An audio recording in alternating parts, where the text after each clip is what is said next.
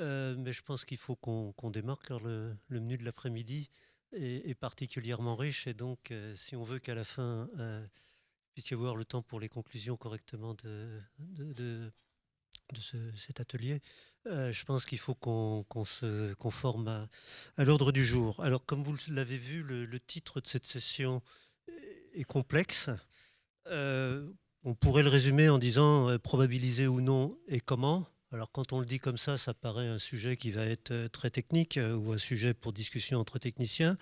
Bon, en fait, ça renvoie à quelque chose de plus fondamental qui est des distinctions entre risque et incertitude. Alors une fois qu'on a dit ça, c'est pas sûr que ça résolve pour autant la complexité du sujet. Par contre, ça permet de souligner que quand on veut évaluer, prendre en compte le risque dans les projets, on est obligé de se positionner par rapport à ces questions sur la nature du risque et comment le traiter en fait. On ne peut éclairer les choix par rapport au risque ou définir les outils de gestion appropriés de celui-ci que si on s'est posé correctement ces questions. Et d'ailleurs, en préparant cette séance, j'ai constaté que c'était quasiment la première recommandation du rapport Gaulier de 2011 sur le calcul économique face au risque. La première remarque, enfin, ou la première recommandation, c'était de qualifier correctement le risque, la nature du risque auquel on est confronté. Et les questions que l'on veut éclairer sont absolument déterminantes pour cela. Donc, c'est ce qu'on va regarder aujourd'hui. Alors, à cet égard, le cas de CIGEO est tout à fait passionnant par la multiplicité des risques et la complexité du projet. Et aussi parce que ce qui a été fait dans ce cadre est assez exemplaire, bon, avec une gouvernance qui est peut-être pas totalement originale, mais en tous les cas exemplaire, où à la fois il y a eu un travail d'évaluation par ceux qui ont évalué le projet, qui étaient responsables de l'évaluation socio-économique du projet, puis sous la houlette d'un comité d'experts qui s'est beaucoup posé ces questions de savoir si on était dans de la précaution, dans de la prévention, qu'est-ce qu'il fallait faire. Et par ailleurs, ça a été contre-expertisé, comme ça vous est expliqué, avec à nouveau, dans le cadre de la contre-expertise, une réflexion sur la manière de formaliser le risque, donc, ou formaliser l'incertitude, si on prend plus largement. Donc, on a vraiment un background et on pourra par ailleurs l'éclairer par deux autres intervenants. Donc Reza Laïdji, donc Bertrand Villeneuve représentera l'expertise, l'évaluation socio-économique initiale pour ce qui concerne le risque. Reza Laïdji représentera plutôt le point de vue du comité d'experts ou rendra compte de ce qui lui a paru intéressant dans le comité d'experts. Il ne s'agit pas de relater ce qui s'est dit, il s'agit de voir ce qui est intéressant pour notre sujet. Frédéric Cherbonnier Aude Pommeret, qui était dans la contre-expertise de l'Université de Savoie, donnera ensuite l'éclairage des débats entre les contre-experts. Et puis ensuite, on aura deux éclairages complémentaires de Michel Dacoronia, qui lui a l'expérience de comment on traite de risques extrêmes dans l'assurance et la réassurance, donc un éclairage complémentaire, mais ou tout aussi pratique et opérationnel avec des enjeux très concrets que pour CIGEO. Frédéric Charbonnier abordera d'autres choses plus proches de l'incertitude. Qu'est-ce qu'on peut faire quand on ne peut pas probabiliser? Et Aude redira un autre mot sur un aspect un peu intermédiaire où on probabilise, mais où on introduit l'irréversibilité, etc. Donc, donc je leur passe tout de suite la parole. Donc, le mieux, c'est de commencer par Bertrand, et donc de lui permettre d'aller, lui, au pupitre, puisque ce sera le cadrage initial de ce qui a été fait, puisque notre point de départ, c'est l'évaluation socio-économique de CIGEO. Voilà. Merci Dominique. J'ai participé à l'ESE comme méthodologiste. Vous avez évidemment bien conscience que l'ESE de CIGEO est un immense effort collectif qui s'est déroulé dans un temps long, à différents niveaux et mobilisant des expertises extrêmement diverses. Je suis intervenu presque en bout de chaîne, c'est-à-dire au moment où il a fallu faire des calculs réels, des calculs conduisant à des synthèses et des comparaisons. Donc je suis intervenu comme méthodologiste avec l'entreprise CIGEO.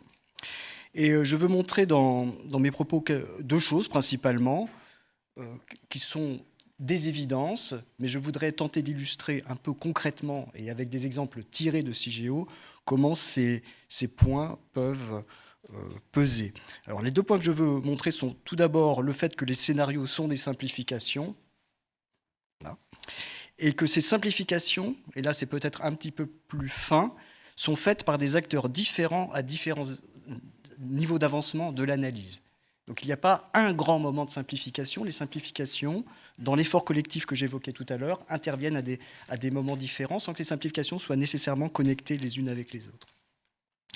Et l'étude socio-économique, donc ce terme en quelque sorte sur lequel je suis intervenu, arrive au terme d'un très vaste tamisage, d'un très vaste élagage des possibilités. Le deuxième point sur lequel je voudrais également insister, là encore, la découverte est mince, mais elle me semble importante, la remarque me semble importante, il n'est pas possible, et je ne serai en aucune façon de réconcilier les inconciliables, il n'est pas possible de demander un consensus sur les scénarios et sur les probabilités. Alors pourquoi ces deux remarques sur la simplification et sur le consensus ou l'absence de consensus? Eh bien, tout simplement, en tant que professeur d'économie, j'enseigne et j'ai une référence extraordinaire, une référence méthodologique majeure qui est l'arbre de décision. Idéalement, j'aimerais, lorsque j'aborde un problème, être capable de construire l'arbre de décision. Et vous notez le singulier, l'arbre de décision. Celui qui comprend tous les embranchements utiles. Si possible, très peu simplifié. Alors l'arbre de décision, vous savez comment ça fonctionne. On le déroule dans le temps et il contient des nœuds. Il y a des nœuds de décision qui représentent les options, les différents choix qui peuvent être réalisés. Mais il y a également les nœuds de hasard. Il y a les aléas. Est-ce qu'il se passe quelque chose de positif, de négatif? Est-ce qu'on apprend quelque chose? Le hasard apporte aussi des informations, par exemple des connaissances scientifiques. Alors ça, ce serait l'idéal. Si on arrivait à se mettre d'accord sur l'arbre, j'insiste encore sur le singulier, et si on pouvait mettre sur cet arbre tous les paramètres, et notamment les probabilités, eh bien, la méthodologie économique serait simple. Alors peut-être sur le plan du calcul un petit peu délicate et un petit peu long, parce que le problème serait de grande taille, mais sur le plan du principe, extrêmement simple, on résout, on cherche le plan optimal. Et l'objet de l'enquête ici, le plan optimal, serait tout simplement ce qu'on appelle un plan contingent, c'est-à-dire une décision préalable où à chaque fois qu'il y a un nœud de décision, on prend une option. Un plan contingent, c'est en quelque sorte un livre qui permet de se déplacer dans l'arbre de décision sans jamais hésiter. Si vous avez un plan contingent et que vous avez votre arbre de décision, vous avancez dans les nœuds à mesure que le temps passe, que le hasard apporte ces informations, à mesure que vous êtes confronté à un certain nombre d'alternatives, votre plan contingent vous dit où vous devez aller.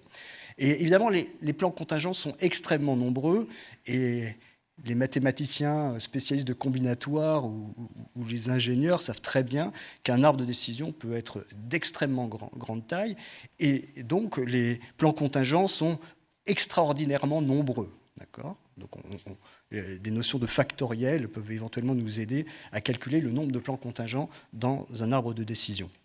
Alors les choses ne se passent jamais comme ça. Il est tout à fait évident que les possibilités qui sont envisagées, y compris par les économistes qui aimeraient tellement avoir cet arbre de décision unique, ces possibilités, en fait, sont en général en nombre très réduit. Et cette réduction, il est intéressant de s'interroger sur son origine. Il n'est absolument pas vrai que la simplification arrive en bout de course. La simplification arrive dès le début. Les ingénieurs qui nous ont fourni des données techniques, qui nous ont proposé des options technologiques, quand il a fallu choisir un alliage, quand il a fallu choisir un lieu, etc., de très nombreuses options ont déjà, avant même l'étude socio-économique, été choisies. Donc, un très très grand nombre d'options ont été éliminées.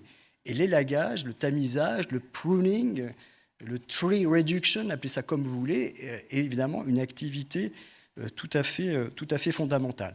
Alors quel est l'intérêt de tout ça? C'est que, in fine, on se focalise sur quelques options qui sont l'objet d'un consensus dont la dynamique reste toujours un peu mystérieuse. Mais évidemment, ce consensus, non pas sur ce qu'il faut faire ou ce qui est vrai, mais sur l'objet finalement du débat, l'objet de la discussion. Voilà ce que je pourrais appeler la question de la réduction des armes. Alors je voudrais peut-être faire une petite référence bibliographique, notamment à Kahneman et Tversky. Vous savez que ce sont des pères de l'économie comportementale, et dans leur, ils ont notamment, dans leur article de 79, bien fait comprendre que l'évaluation, c'est une chose, mais l'évaluation ne vient que dans un second temps. Avant l'évaluation, il est fondamental de faire ce qu'eux appellent de l'editing, c'est-à-dire se débarrasser de toutes les options aberrantes, dominées, inintéressantes, etc. Et toutes sortes de biais et d'erreurs peuvent évidemment opérer à ce stade. Et on essaie de les minimiser. L'intérêt de l'avantage de la méthodologie collective, du travail collectif, évidemment, est que les erreurs des uns sont corrigées par les bonnes idées des autres. Alors, je voudrais aussi faire état peut-être d'une discussion qui m'avait amusé lors des échanges avec Londra. Les économistes, parfois, on leur reproche de dire que la bonne solution, eh bien, elle n'est pas claire, que ça dépend. D'accord, ça va dépendre du taux d'actualisation, ça va dépendre des indices de prix permettant les révisions des coûts, etc. Bref, les économistes vont toujours dire ça dépend. Eh bien, c'est la gloire des économistes, justement, de montrer en quoi les choses dépendent de certains paramètres. Et de montrer de quoi les choses dépendent, c'est évidemment une réussite, un succès intellectuel qui est non pas à regretter, mais au contraire à relever comme étant extraordinairement positif. Et tout ce travail collectif d'élagage que j'évoquais tout à l'heure, le but c'est ça, c'est d'arriver précisément aux solutions qui sont difficiles à comparer, pour lesquelles il faut un vrai travail de calcul et d'intégration par les moyens de l'actualisation, etc., etc. Très bien. Mon second point concernait les probabilités. Alors comme on le sait, les probabilités sont notoirement donc très difficiles à prouver. Il est très difficile de proposer une base scientifique aux probabilités qu'on met dans les scénarios, dans ce fameux arbre que j'évoquais de façon un peu mythologique tout à l'heure. Très difficile de mettre des probabilités. Comment voulez-vous mettre des probabilités sur des phénomènes politiques, des phénomènes sociaux, voire climatiques, et éventuellement même géologiques, alors qu'on semble se rapprocher de questions scientifiques. Donc les probabilités n'étant pas évidentes, n'étant pas objectives, il n'y a aucune raison d'attendre un consensus sur les probabilités. Donc après, on les traite comme on veut, par le biais du risque ou de l'incertitude. Mais avant de parler du risque ou de l'incertitude, posons-nous la question du consensus. C'est un problème probablement nettement plus sérieux. Alors maintenant, je vais terminer ces petits rappels, disons, méthodologiques, pour dire un petit peu comment les économistes travaillent, essaient de travailler en bout de chaîne, alors que tout un travail collectif a été fait en amont. J'aimerais parler de quelques points qui nous ont occupés plus spécifiquement, et il y avait notamment la question de la flexibilité, de la procrastination. Alors pour vous donner une illustration symbolique un peu, bon, on peut tout à fait imaginer qu'il existe dans un futur un peu lointain une bifurcation critique. On va aller par ici ou par là. Et qu'ici, c'est l'option A qui serait géniale, et que là, ce serait l'option B. Et si on s'est trompé, tout va mal. Si le hasard, alors ça peut être l'état de la société, ça peut être un accident de nature technique ou technologique. Si le hasard fait qu'on a fait le mauvais choix, au sens où ex post on se rend compte que le choix qu'on a fait n'est pas le plus adapté, on se trouve en difficulté. Et avec ce genre d'argument, si chaque situation possible demande une solution extraordinairement spécifique, on a envie d'attendre, d'avoir le maximum d'informations pour prendre la bonne décision, pour éviter l'erreur que j'évoquais à l'instant. Mais il existe évidemment une alternative qui consiste à prendre une autre option, l'option C, qui serait robuste, c'est-à-dire peut-être jamais la meilleure ex post, mais qui résistera raisonnablement bien à la fois à ce scénario ou à celui-là. Et voilà. Donc la question la question des options est extrêmement intéressante. Alors en même temps, cette question des options est un peu pernicieuse parce qu'il est très tentant d'imaginer qu'il suffit d'attendre pour savoir ce qu'il faudra faire. Et donc ça a été évoqué, je crois, par Pierre-Marie Abadie ce matin. Il est très tentant de vouloir promouvoir l'attente, la patience, ne rien faire, wait and see, etc., etc., au nom de l'argument que je viens d'évoquer. Et c'est là où les économistes peuvent tout à fait faire valoir l'argument qui a également été évoqué à différentes reprises ce matin, l'argument de la valeur assurantielle, l'argument de la valeur de l'option C. L'option C, c'est celle qui, peut-être ex post, ne sera jamais tout à fait la meilleure. Quand on refera l'histoire, on en trouvera une meilleure, mais qui avait de grandes qualités ex ante, de robustesse aux différents événements, et donc en apportant de la sécurité. Voilà, j'arrête là mes points un peu professoraux et méthodologiques. Mes collègues vont compléter. Merci beaucoup. Je crois que ça permet de voir dans quel cadre s'est placée l'évaluation initiale et les problèmes qu'ont rencontrés les gens qui avaient à faire cette évaluation initiale. En filigrane, donc, il y a un certain nombre de problèmes sur lesquels on reviendra. Sur valeur d'option, procrastination, enfin, donc on prendra d'autres avis là-dessus. Mais tu es resté complètement dans l'idée que le golden standard, c'était d'avoir un arbre de décision et qu'on restait dans ce monde-là et on essayait d'avoir ça en perspective. Donc je te passe tout de suite la parole à Reza pour discuter au fond comment dans le comité des experts, cette question s'est aussi posée, quoi, de savoir si c'est dans ce cadre-là qu'on restait, en fait. Voilà. Merci Dominique et merci Bertrand pour ce premier cadrage. Ça marche, vous m'entendez.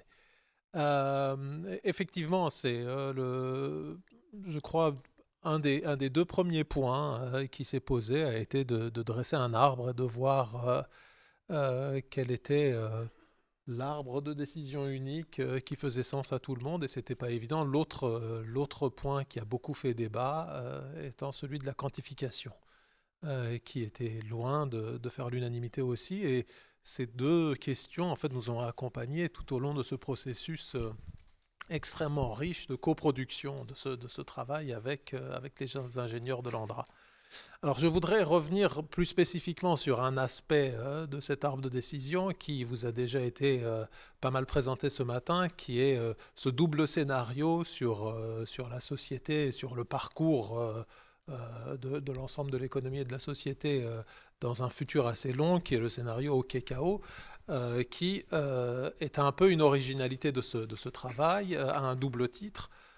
Premièrement, parce que donc l'ensemble de l'évaluation de CIGEO fait référence à deux scénarios macroéconomiques, ce qui n'est pas l'usage habituel. On a habituellement un scénario, là on en a deux.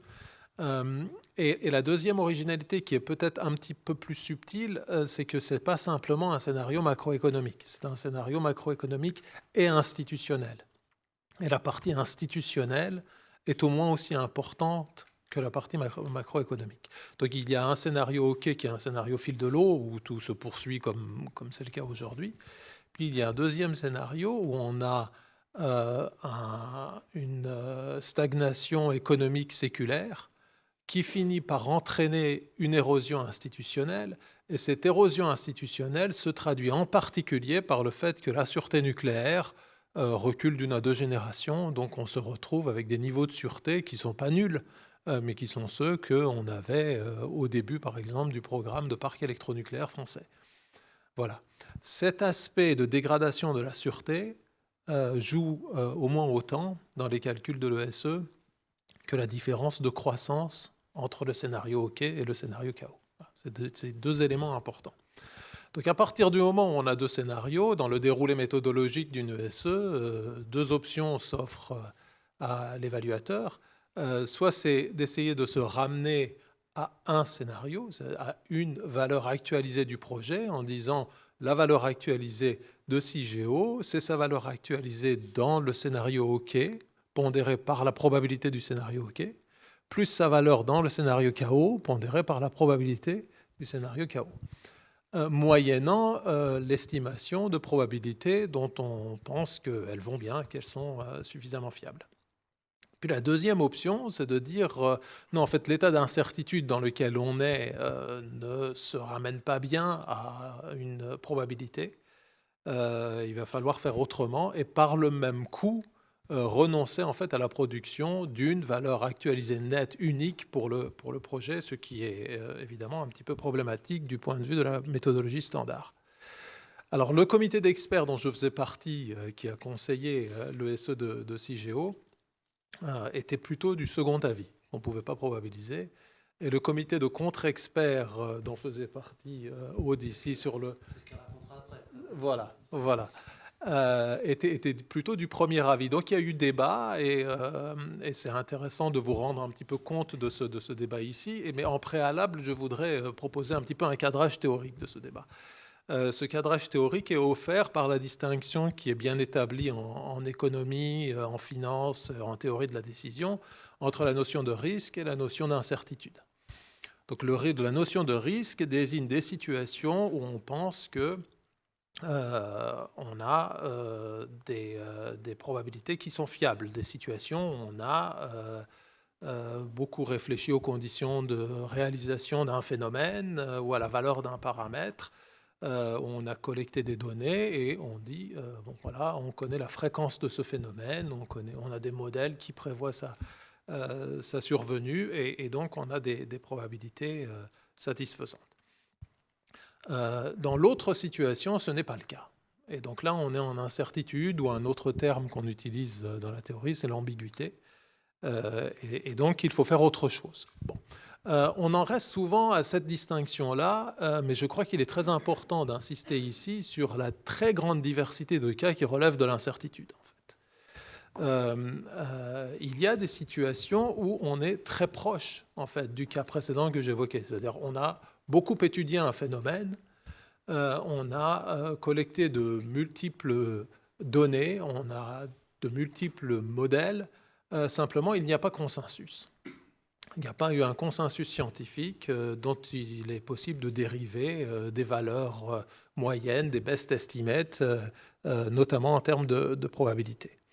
Bon, ça c'est par exemple le cas pour un paramètre essentiel dans l'évaluation de l'ampleur du changement climatique, qui est le paramètre de sensibilité de la température moyenne à la surface du globe à la concentration des gaz à effet de serre dans l'atmosphère, donnée pour laquelle évidemment on dispose d'observations, dont on dispose beaucoup de modèles de simulation et de projection de l'avenir, mais ces modèles sont d'une grande variabilité dans leurs résultats. Et donc, on estime qu'on n'a aucune raison de favoriser l'une de ces projections par rapport aux autres. On est dans une situation où on ne peut pas mettre le pointeur sur une valeur ou sur une probabilité dans l'avenir. Il y a également le même problème dans d'autres aspects d'évaluation des conséquences du changement climatique, de l'impact, par exemple, sur les rendements agricoles. On est dans tous ces cas-là, dans des cas d'absence de consensus scientifique, mais avec une très grande richesse de réflexion et de données sur le plan scientifique. Alors, il y a des généralisations de la théorie de la décision en situation de risque à des situations d'incertitude qui sont de ce type-là et qui permettent de généraliser le raisonnement en espérance que je dessinais tout à l'heure. On pondère les conséquences dans chaque état du monde par la probabilité de cet état du monde, on fait un calcul en espérance, et on peut étendre le raisonnement, moyennant un petit peu de complexification, à des situations d'incertitude comme ça. Mais à l'extrême opposé, il y a des situations qui relèvent beaucoup plus de l'ignorance que du dissensus.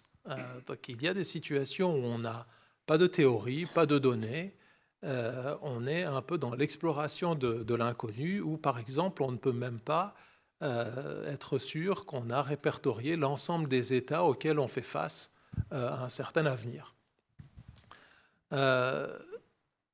Dans ces situations-là, on voit que le problème est très différent et qu'il est très difficile de s'efforcer de produire, comme on le peut, une valeur actualisée nette. Je reprends là aussi quelques-uns des termes du rapport Gaulier que tu évoquais, Dominique, pour dire que l'important dans ces cas-là, c'est de mettre à la disposition du public et du décideur public une information utile qui permette de prendre des mesures qui sont proportionnées en dépit de cette incertitude et d'orienter surtout les recherches futures. Donc, on voit au terme de ce rapide tour d'horizon théorique que finalement notre question se ramène à celle-ci. Est-ce que les scénarios KKO de l'ESE de CIGEO relèvent du risque ou d'une incertitude qui est due à une absence de consensus au sujet de projections qui sont bien structurées, ou bien d'une incertitude qui relève plus de l'ignorance? Alors, je vais peut-être te demander, soit tu donnes le résultat, soit, puisque les deux branches vont être regardées successivement maintenant, donc peut-être nous dire en un mot pour conclure oui, voilà. ce qu'avait conclu le comité d'experts à ce moment-là. Je vais te donner ou ton avis, ce qu'il aurait dû faire. Notre avis pour conclure. Dans le comité d'experts, l'avis qui a prévalu, c'est qu'on était beaucoup plus dans le domaine de l'ignorance. Et je reviens en un mot sur la logique de la jeunesse du scénario KO. L'ESE a montré que le cœur de la question de l'évaluation de CIGEO, c'était l'avenir de nos sociétés à horizon d'un siècle ou plus. Pour réfléchir à cette question-là, il n'existe à ce jour ni modèle, ni théorie, ni scénario qui soit bien établi. On est donc dans le domaine de la pure spéculation et c'est dans ce contexte qu'il fallait clarifier le contenu d'une notion essentielle pour CIGEO qui est la notion de sûreté passive. Que dans certaines conditions, il vaut mieux confier la sûreté à la géologie que la confier à l'homme. Quelles sont ces conditions? Et c'est pour illustrer cela qu'on a mis au point ce scénario KO, qui est une construction totalement fictive d'une évolution imaginable dans laquelle les bénéfices de la sûreté passive deviennent tangibles pour la société. Donc l'idée n'est pas, je finis, ne peut pas être de décrire l'avenir du monde à plusieurs siècles comme une paire d'États KO. On peut par exemple parfaitement imaginer que l'érosion institutionnelle survienne non pas dans un scénario de faible croissance, mais dans un scénario de forte croissance. Que donc le scénario institutionnel qu'on a attaché à un scénario macroéconomique donné, en fait, il intervienne dans l'autre scénario macroéconomique. C'est parfaitement imaginable, surtout si cette croissance accroît l'ampleur et accélère les effets du réchauffement climatique. On voit donc qu'il n'y a pas trop de sens à s'attacher à ces deux scénarios, essayer à toute force de leur attribuer des probabilités, mais que plutôt on peut essayer d'informer le public en lui proposant des éléments d'information, des éléments de raisonnement. C'est ce qu'on a fait notamment en calculant que ce scénario KO, il vaut ce qu'il vaut, mais il reflète une certaine réalité possible. Si on dépasse une probabilité seuil qui est de 8% de ce scénario, bien CIGEO devient, sur le strict point de vue du calcul des coûts et des bénéfices, une option qui est supérieure à toutes les autres. Voilà, c'était ça un peu la démarche, c'était de produire de l'information dans une situation d'ignorance. Merci beaucoup. Je crois que c'est assez clair qu'il y a les deux options sur lesquelles on va revenir. Je pense que on voit bien au fond l'argument que vous mettez en avant du long terme et de la difficulté à fabriquer, je dirais, enfin qu'on est très loin de probabilités facilement objectivables. D'où la question. Et pourtant, pour apprécier la contre-expertise, pour apprécier ce qui avait été fait par les experts et sous la maîtrise d'ouvrage de l'ANDRA, disons, pour évaluer le projet, la contre-expertise a jugé utile et a pensé que ça apportait quelque chose de mettre une probabilité sur le scénario KO ou de faire des calculs dans lesquels il y a une probabilité sur le scénario KO. Donc je passe la parole à Aude pour nous dire au fond pourquoi et quel est le sens de cette probabilité, au fond comment par rapport au débat qu'on vient d'avoir elle interprète cette probabilisation des deux scénarios. Oui, merci Dominique. Bon, dans un certain sens, vous allez être très déçus. Donc, qui n'était pas du tout prévu. Mais non, tout à fait. Mais par contre, vous allez être très déçus parce que je ne vais pas arriver avec une belle probabilité parfaitement étayée. On a d'une certaine façon été moins ambitieux que ça dans la contre-expertise, mais ça rend aussi, je pense, l'argument extrêmement puissant. En fait, ce qu'on a montré, c'est qu'avec une probabilité vraiment faible, on arrive à mettre en évidence le bénéfice assurantiel de CIGEO. D'accord ? Et donc, quelque part, Christian Gaulier, dans une table ronde ultérieure, ira plus loin du côté des valeurs ou de la démarche associée à cette probabilité, mais quelque part, c'était l'essentiel de notre idée derrière la probabilisation de ce scénario. Et puis après, l'étape suivante, c'est l'idée que si on ne probabilise pas, enfin si on s'arrête juste à se dire voilà, on a 2 scénarios, il y en a un avec une faible probabilité, ça suffit pour avoir le bénéfice assurantiel. Il arrive ce bénéfice assurantiel quand on prend les 2 en même temps et qu'on met en face les probabilités correspondantes. Si on ne le fait pas, il y a toujours cette tentation de se dire oui, bon, il y a ce scénario chaos dans lequel CIGEO devient très intéressant, mais après tout, c'est une toute petite probabilité. Et il y a cette tentation de ne pas prendre suffisamment en compte alors ce cas de figure.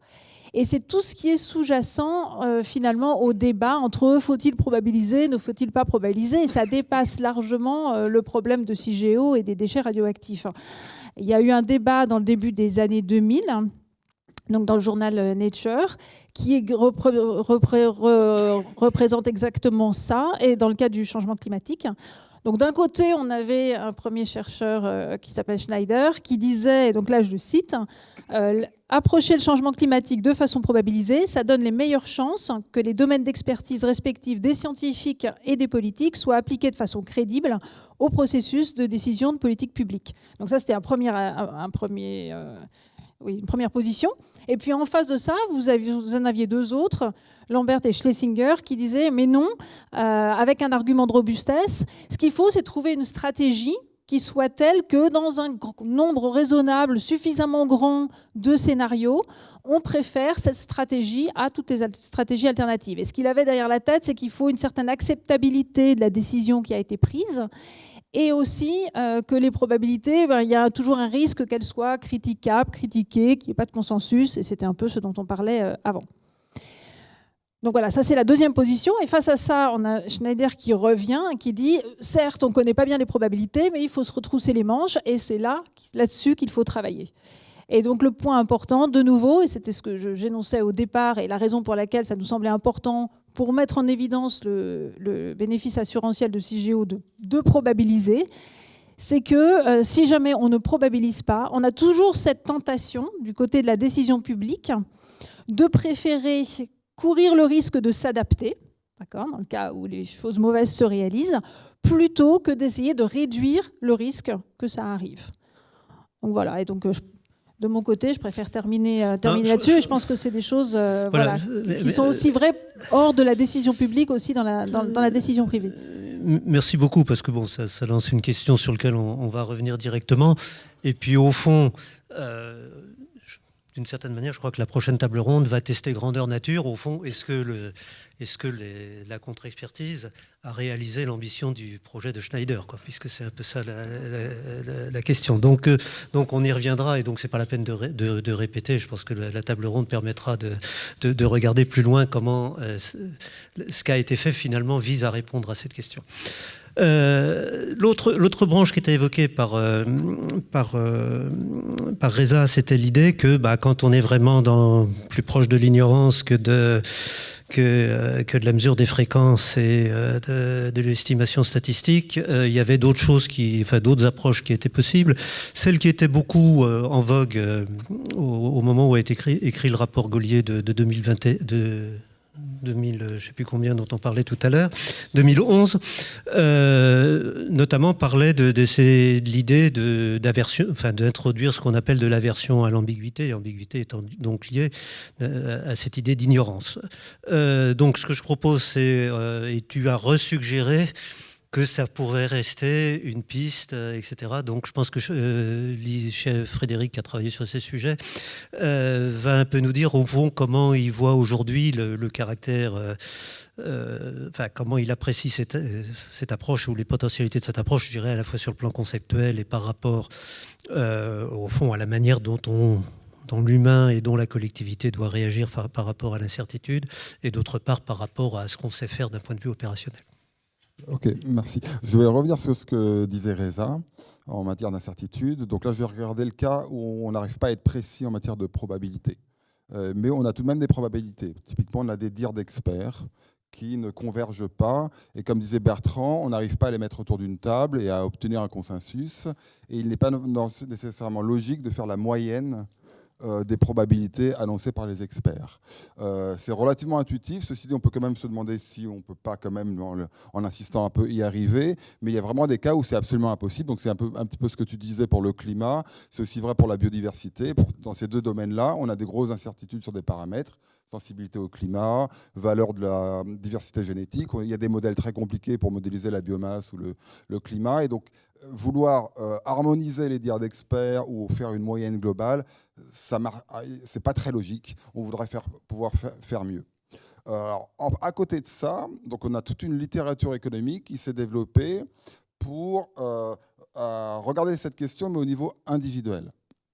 Au niveau d'un individu, on sait depuis la moitié du XXe siècle que quand on prend des décisions, c'est les travaux de Savage notamment, on prend ces décisions en mettant plus ou moins consciemment des probabilités subjectives sur les risques auxquels on fait face. Et on fait un calcul d'espérance en tenant compte de notre utilité, donc l'aversion au risque, un peu comme quand on fait de l'évaluation socio-économique, même pas un peu, exactement comme quand on fait de l'évaluation socio-économique.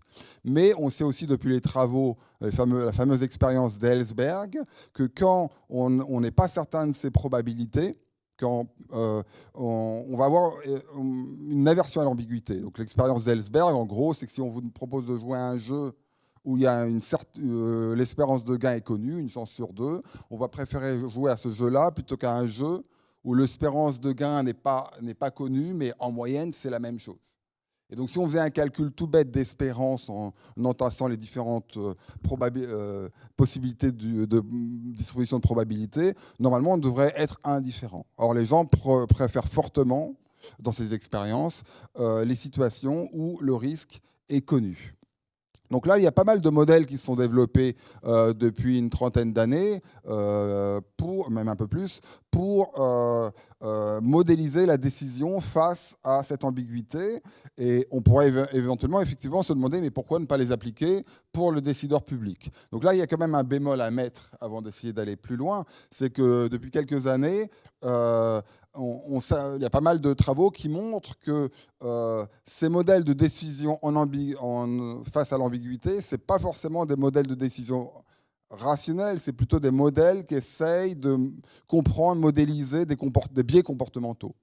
Il y a par exemple un travail de Nabih al-Najjar et Jonathan Weinstein qui fait une bonne synthèse de ça et qui montre que si on prend quelqu'un, des gens comme dans l'expérience d'Ellsberg qui ont une aversion à l'ambiguïté, en refaisant des expériences similaires, en étalant dans le temps avec de l'information qui arrive progressivement, qu'ils peuvent arriver à des décisions qu'on peut trouver irrationnelle ou absolument contre-intuitive, avec une sorte d'incohérence dans le temps ou un refus de tenir compte de l'information qui arrive.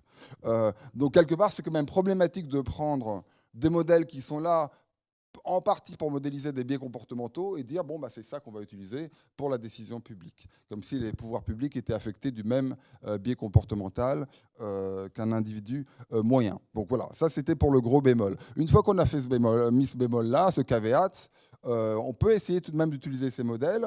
Alors là, il y a quand même un problème délicat qui se pose dès le départ. Si on prend les modèles les plus simples et les plus connus, c'est que la plupart de ces modèles, et c'est pas très gênant dans le cadre initial, et c'est même assez intéressant, donnent plus de poids au scénario pessimiste.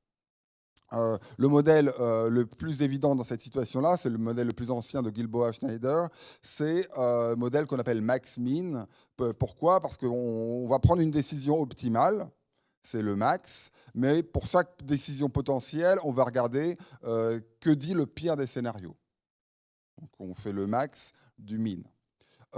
Donc il n'y a pas que ce modèle-là, il y a des modèles aussi plus évolués qui sont utilisés pour la biodiversité ou le climat. Par exemple, les modèles qu'on appelle Robust Control, où là, on a un scénario et un modèle de référence en tête. On fait des petites variations, des perturbations qui correspondraient à des erreurs dans nos croyances initiales, et on pondère un petit peu, et là encore, on fait du max-min. On essaye de voir quelle est la meilleure décision en tenant compte de ce qui va arriver. Ça va être le pire des scénarios. Donc, dans ces travaux-là, dans ce cadre-là initial, c'est pas très gênant parce que généralement, on a une multitude de scénarios de probabilité. On regarde des problématiques complexes comme le climat, où on a des plusieurs objectifs qui se battent en duel, de nombreuses contraintes, et on n'arrive pas à une situation noire ou blanc. Si maintenant on essaie d'utiliser ces modèles pour la décision publique, avec des scénarios OK, et qu'on a juste 3 experts qui nous donnent 3 séries de probabilités, on risque d'avoir des choses très binaires avec un scénario qui domine tous les autres. Et donc finalement, ça va revenir, si on utilise ce genre de modèle, à simplement suivre l'expert le plus pessimiste. Donc il faut faire très attention à bien vérifier que faire une approche où on part de l'hypothèse qu'on va écouter plusieurs dires d'experts ou de modèles pour avoir des univers de probabilité différents. Si on s'y prend mal, ça revient simplement à faire prendre la paire des hypothèses. Alors, j'ai quasiment terminé. Alors, il y a une solution malgré tout pour y parvenir, c'est d'accepter. Du coup, là, je rejoins un peu Aude. Donc, non seulement de mettre des probabilités sur les risques, mais de mettre des poids ou des probabilités sur les experts ou les modèles. Donc, d'avoir tout un arbre de probabilités.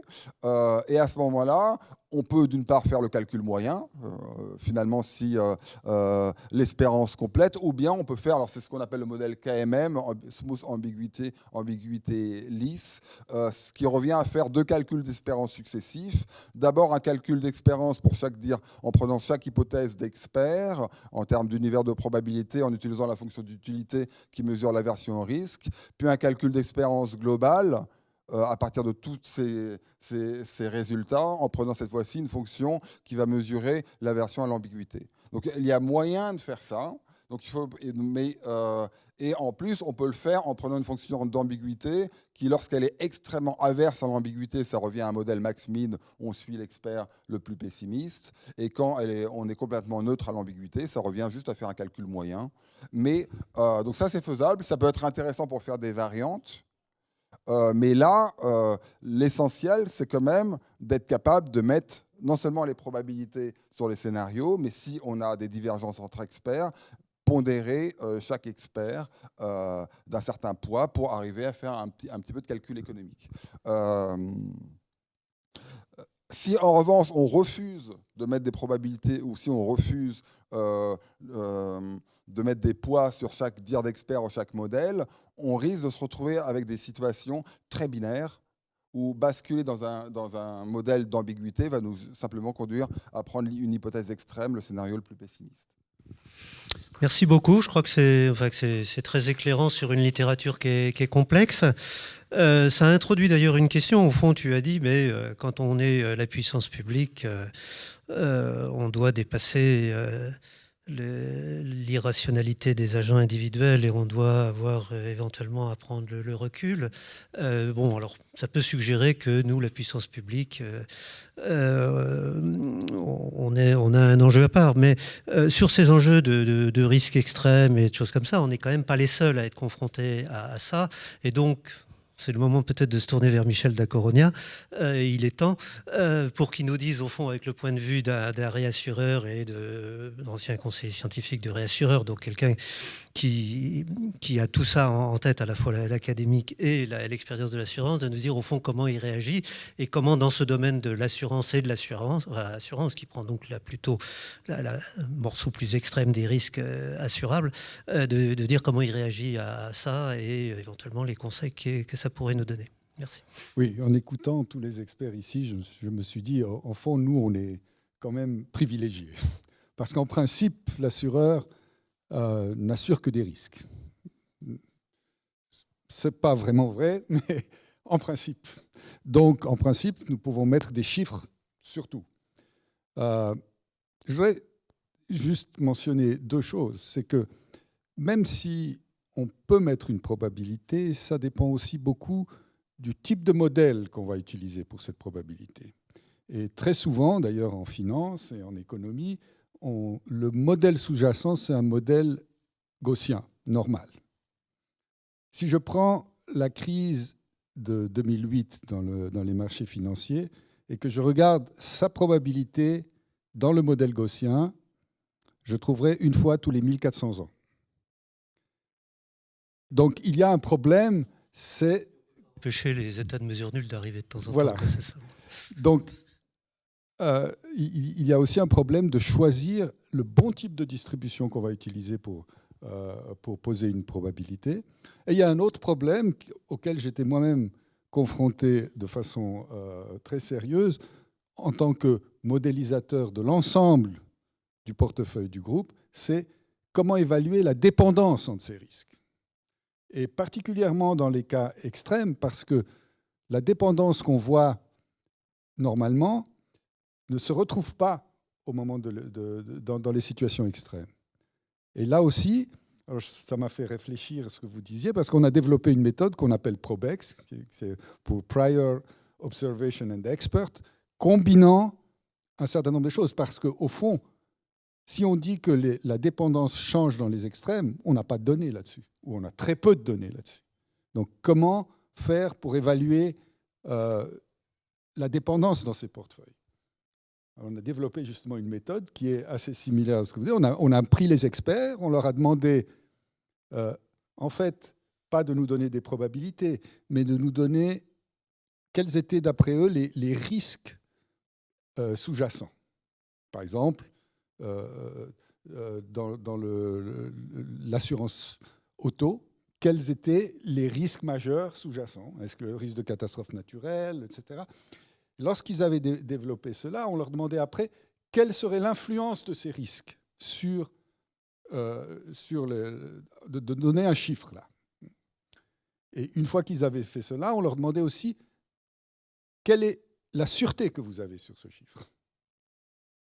Et en combinant tout ça, nous avons finalement réussi, je crois, à calibrer notre modèle de dépendance. Ça n'a pas fait trop plaisir à notre CEO parce qu'on augmentait le capital de 700 millions. Oui, parce qu'en amont, on arrive, à quelle ordre de grandeur par rapport au truc édifiant précédemment avec la gaussienne? Voilà, c'est ce que j'ai dit, 700 millions. Voilà, c'est ça. Sur un capital total de 3 milliards. Donc c'est quand même significatif. Hein. Voilà, juste en changeant la dépendance. ouais. On ne parle pas des distributions du risque sous-jacent.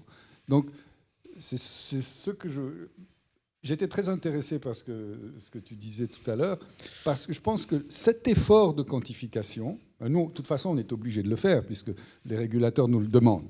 Mais ce n'est pas parce que les régulateurs nous le demandent qu'on le faisons. Nous le faisions parce que la réassurance ne survit que si elle est capable de comprendre les risques extrêmes, puisque ce sont les risques qu'on nous donne. Donc, cet effort de quantification est quand même assez fondamental pour pouvoir décider à la fin, est-ce qu'on va prendre ce risque dans notre portefeuille ou est-ce qu'on ne va pas le prendre? Et je trouve que même si on discute de l'incertitude et tout ça, il y a beaucoup d'incertitudes dans ce que nous faisons aussi, l'effort de quantification est fondamental à la fin. Même si on décide contre, hein, mais d'avoir un chiffre sur lequel on peut discuter, c'est quand même bien supérieur que de dire « Ah oui, mais mon expert là pense que… » Merci. Merci beaucoup. Moi, je pense que merci beaucoup à l'ensemble des intervenants de la table ronde, parce que je crois que CIGEO nous a donné l'occasion à la fois d'un voyage dans les concepts et la théorie, et aussi la théorie en application pour éclairer les choix. Donc je trouve que ce qui a été dit en peu de temps est très intéressant. Je ne sais pas si les organisateurs nous laissent le temps. Je laisse tomber peut-être, puisque Bertrand a évoqué l'aspect valeur d'option de manière suffisamment précise. Je crois que ce n'est pas la peine d'y revenir. Je crois que est-ce qu'il y a une ou une question dans la salle? Oui. On va prendre toutes les questions s'il y en a, parce que je crois que sinon je vais empêcher la table ronde suivante de convaincre que le projet… Dominique Chauvin, prospectiviste. Je voudrais revenir sur la notion de risque. Essayez de poser des questions assez directement, qu'on puisse avoir le temps de discuter. Alors, très directement, je voudrais revenir sur la notion de risque. Il y a le risque exogène et le risque endogène. Le risque exogène, pour la planète ou pour une entreprise, c'est pareil. Il est différent du risque endogène dans la mesure où il s'applique, je dirais, par rapport à non pas la vision interne comme on a aujourd'hui, mais la vision externe. Et ce qui me frappe, c'est que souvent, on ne prend pas en compte la notion de concurrence. Dans l'entreprise également, les chefs d'entreprise ne prennent pas en compte la notion de concurrence. Or, dans le cas du nucléaire, par exemple, et pour Cigéo en particulier, le vrai risque, c'est qu'en 2080, quand on descendra les paquets dans Cigéo, la question c'est où en sera la fusion nucléaire. Et est-ce que le vrai risque n'est pas justement les projets concurrents et les choses concurrentes? Dans ce cas-là, il est plus facile, à mon avis, de faire de la prospective et d'appréhender ce genre de sujets qui vont bousculer plus qu'au premier ordre la pensée du risque endogène, cette fois-ci du projet. Par ce risque exogène, il est plus facile de l'appréhender plutôt que de faire ce qu'on fait aujourd'hui, qui est d'essayer d'appréhender avec des probabilités le risque endogène. Parce que finalement... Pardon, je pense que nos intervenants ont peut-être voient suffisamment clairement, parce que normalement on devrait déjà avoir donné la parole à la table ronde suivante. Donc je pense que Reza et Bertrand vont pouvoir dire chacun leur point de vue un peu par rapport à ça, je crois. Enfin, je pense que la question... Enfin, ou sauf si tu veux rajouter une phrase, quoi, pour qu'ils voient clairement qu'ils ne se trompent pas dans leur réponse. Parce que le plus grand argument des antinucléaires, c'est justement cette perception du risque telle qu'on l'a évoquée aujourd'hui. Donc je vais faire semblant de répondre à la question en en traitant une autre.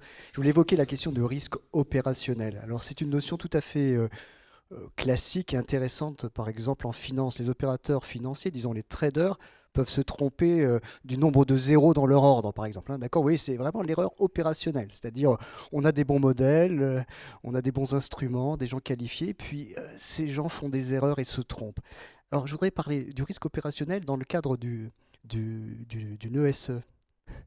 Et si tout d'un coup on se trompe de colonne dans le tableau Excel, ou si on décale les cellules, si nos formules sont presque bonnes, mais on s'est trompé, nos calculs, que valent-ils? Alors je voulais parler de ça parce que au fond on produit des chiffres, on produit des synthèses de scénarios divers, et puis les chiffres de synthèse sont comparés les uns aux autres pour en tirer des conclusions. Comment on se protège du risque opérationnel? Alors là, j'aimerais rendre un petit hommage à la théorie. C'est là où les modèles totalement inserviables en pratique, le modèle binomial, les modèles d'options réelles, toutes ces choses qui sont dans les livres et qu'on enseigne, etc., sont incroyablement utiles parce que quand on les a digérés, on a une intuition extrêmement fine de la sensibilité des résultats aux variantes. Et alors, comment on gère le risque opérationnel? On fait des variantes, on regarde, c'est-à-dire qu'on ne se limite pas à faire les calculs qui nous ont été demandés par les experts et les contre-experts, on en fait beaucoup d'autres. Et on détecte d'éventuelles erreurs de codage, tout simplement grâce à notre intuition et éducation. Bref, c'est une sorte de procédure de qualité, de recherche de qualité. Je dis ça à la fois pour vous inquiéter et vous rassurer, mais les risques opérationnels, ils sont partout. Et il est peut-être intéressant d'en parler. Là, je pense que c'est intéressant de parler de cet aspect, effectivement, et de parler de l'autre aspect qui était suggéré, qui était aussi est-ce que ça aide à être compris? Alors, est-ce qu'il faut mentir pour mieux éviter... Enfin, est-ce qu'il faut... ou au fond, est-ce que probabiliser ou ne pas probabiliser, ça...